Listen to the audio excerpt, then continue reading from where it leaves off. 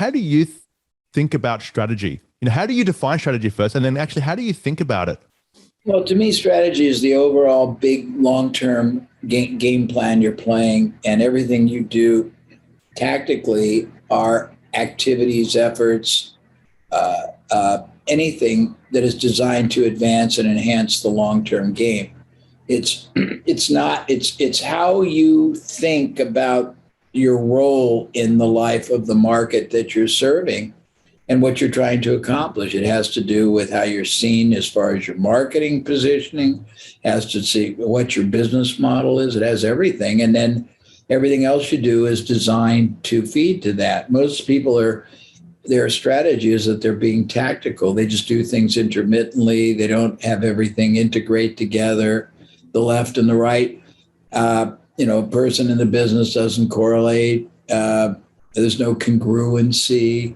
People are playing a short game instead of a long game. They do things for the moment. They run ads, more just transactionally. But strategy is the long-term game that you're playing, and everything you do needs to be based on that.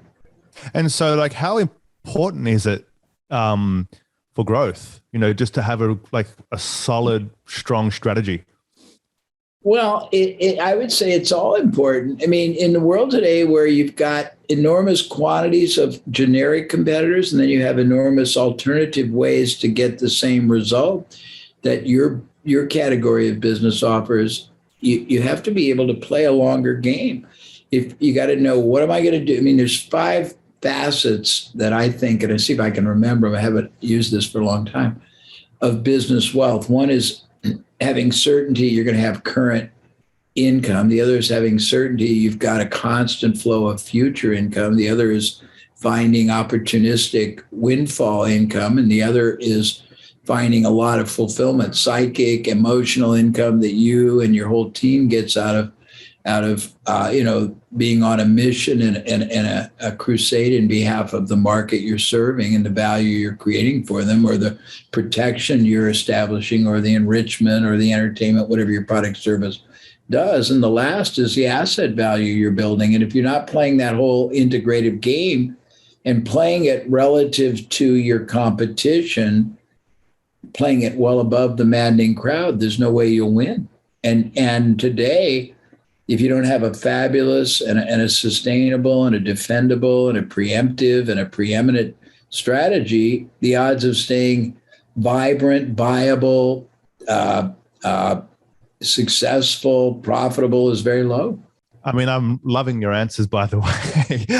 They're very complex answers, but they're very simple as well. But I know for the listeners, there's a lot, so I think if someone is listening, they should probably hit the rewind button a couple of times and hear some of your answers again, because you cover so many things in a very short sentence structure. So it's really, really impressive. But let me ask you a question, right? Sure. Can you separate the marketing from the business within the strategy? I think marketing is an extension of your strategy. And if you don't market, your business will not grow. You grow or die. You're either a multiplier or a diminisher of everything you do. Your place in the marketplace, your innovation, your contribution, your value creation, your benefits to the market. But I think, no, it's all integrated. I mean, the big problem with most people is they operate silo-like and modular-like, and there's no integration, there's no sophistication in thought. It's pretty basically, let's see how, and they also, I would say this, there's a concept, there's 2 concepts. There's a 2D thinker and there's a 3D thinker in business. And Alex, a 2D thinker is somebody who looks at the business in terms of revenue minus expense equals profit. And it's very static and it's very transactional. A 3D thinker looks at one more dimension, residual yield. They don't look at, okay, I'm going to run, $100,000 of ads. I'm going to get $400,000 of sales. So now I've got, if it's an annualized, I got a $4 million business, theoretical. And after expenses, I make 200 grand. The 3D thinker says, I am investing in assets, buyers who will pay a residual return on investment over and over again if I strategically know how to mine, manage, monetize, and perpetuate the relationship. It's a whole different way of thinking. So if a company that's been established now for a while, they've hit like their growth goals for a decade, and now they've hit like a point of, they've come to a point where things have started to become flat from the growth perspective, right?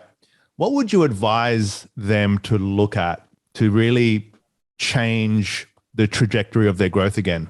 Well, I mean, first of all, are you driving it by one revenue approach? If the answer is yes, how much experimentation have you done to make that more powerful? How many more approaches could you add? We try to get most of our clients to have 9 different sources of generating revenue from their market, penetrating all kinds of different aspects. We use a military concept called force multiplier effect, which is going at it from many different avenues at the same time. I would say, how many different product service offerings do you have? I'd say, what else do you know about the buyer that you could be offering other related products? I'd ask, what do they buy before, during, after, instead of what they buy from you? I'd ask, who else has a trusted relationship with them that you could basically partner with and could take your product service to their market, and reciprocally, you could take their product or service to your market. I would ask, do you get any of your business from referrals or word of mouth? If so, do you have even one formalized, systematized referral generating strategy in place? If not, we know 125 of them, and I can go on, but those are a few. And I'd also say, what are you doing on R&D, research and development? Are you researching your competition? What do you know about their strengths or weaknesses? I would say, what do you try to develop as far as new products or new sources of products? What do you know about your buyer that you're not doing? What are you researching and developing and trying in terms of marketing, messaging, and the vehicles? Then you've got 3 ways to grow a business. As I said, you increase the number of buyers, you increase the size of the transaction, and thus the profit per transaction. You increase the frequency or the utility, meaning how many more ways you can make ethical profit off of that buyer. And then you've got 3 advanced ways, Alex. You can penetrate a new market or niche every year. You can introduce a new product or service every year, and that new product or service gives you enormous advantage. You can use a modest one to start a relationship and make it easier than maybe what your main product or service sells for. Get a lot more people to start that you can then move to larger buyers. You can take new products or service and add it to the normal product to double or redouble the profit per sale. You can get an advanced, expensive product and use it to extend the profitability, the lifetime value. You can get certain products that you go back to unsold prospect or inactive buyers and remonetize them. There's just a ton of things you can do that nobody thinks about. And there's a massive list for people that are stuck. You should transcribe it, or just actually have a look at the transcript and actually just document that, because there's a lot of ideas there. Obviously, you should get all of Jay's stuff because it's amazing. There's a couple of things that, like you mentioned, the first is competition. How much should companies look at their competition in general? If you don't know who you are competing against, and you don't know how they are competing, and you don't know why people are buying from them rather than you, and you don't know where they are competing, and you don't know why they are doing what they're doing, and you don't know how well they are doing, how can you imagine you're going to outperform them? I mean, most people operate in a vacuum. We almost laugh, although, a fine line, a gossamer thin line between pathos and humor. Sometimes we just cry. Any new client I make answer a 200-question assessment. Most of them can't answer it all, but there's a huge portion on competitive knowledge. What do you know about your competitor? Where do they market? What's their positioning?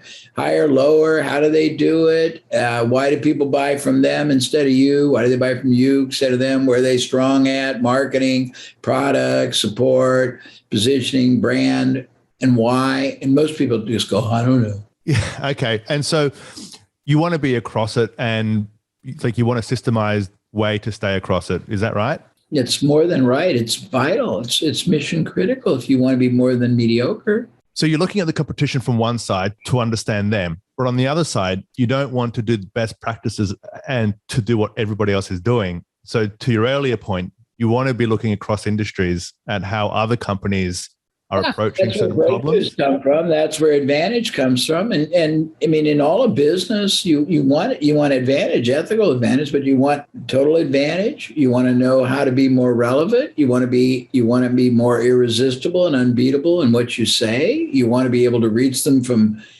access vehicles nobody else does. So you have advanced access. You want to be able to make your product have more perception of value and deliver it, whatever that perception is. You don't want to be mediocre or generic. I mean, all these things they're not just mandatory, they are necessities if you want to be more than an average business in a very competitive world. What do you think about like the importance of like a brand in terms of a company's success and growth? You know, and how does that kind of fit into kind of some of the marketing tactics, like, you know, special offers and risk reversals and all that compared to brand? I think everybody associates with different, it's not categories, but different representative positions. They relate with people that have the highest technology, people that have the coolest looking, people that have the more status, people that have the greater value pricing, people that have a certain category of people that tend to be their audience, people that, have greater service support. And I think you have to figure out what is it that you can offer your market that you and your company can deliver in a way that the competition doesn't. Because if all you do is offer everything that everyone else does the same way, then you have no advantage. If you're offering that which no one offers in ways nobody offers, you have tremendous advantage.